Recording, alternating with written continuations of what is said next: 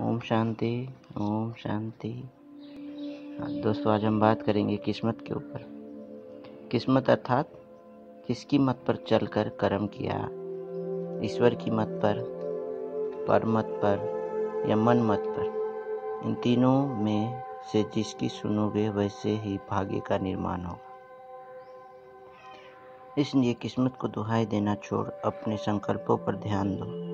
और हमारे संकल्पों का आधार है हम इंद्रियों से किसको सुनते देखते हैं, किसकी बात को मन पर लेते हैं और अपनी सोच का आधार बनाते हैं। भगवान की बात, लोगों की बात या अपनी मन मर्जी, जिसकी बात को अपनी सोच का आधार बनाएंगे वैसा ही भाग्य निर्माण होगा। अर्थात जिसकी मत अपनाओगे वैसी ही किस्मत बनेगी। फैसला आपको करना है। फिर भगवान या पर्सन व परिस्थिति को दोष नहीं देना, क्योंकि आपकी किस्मत आप खुद बनाते हो अपने संकल्पों द्वारा, और अपने संकल्पों का आधार भी आप स्वयं ही निर्धारित करते हो। हर अच्छी बात को सुनना, सुनाना व फैलाना पुण्य कर्म में जमा होता है, पर अच्छी बात वो जो भगवान की मत पर आधारित है, अपने मन की मत पर नहीं।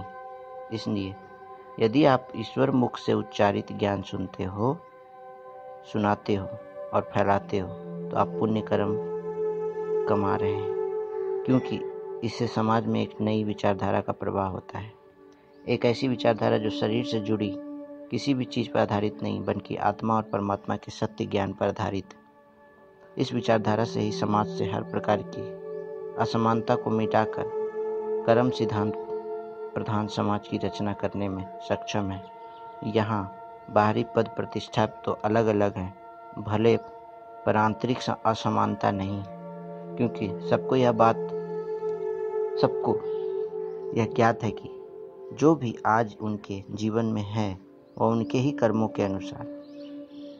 अतः सभी केवल अपने कर्म पर ध्यान देते हैं और सबके लिए मन में प्रेम, सहयोग और सहानुभूति होती है। कोई भी मन अशांत नहीं है।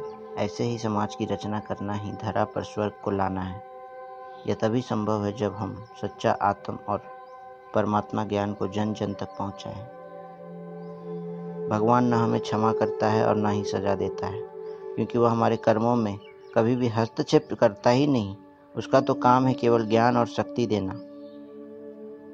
इसलिए डरना है, केवल अपने कर्मों से डरो। भगवान से जी भर के प्यार करो, ताकि आपकी सोच, बोल और कर्म दिव्य बन सकें। अच्छा, ओम शांति।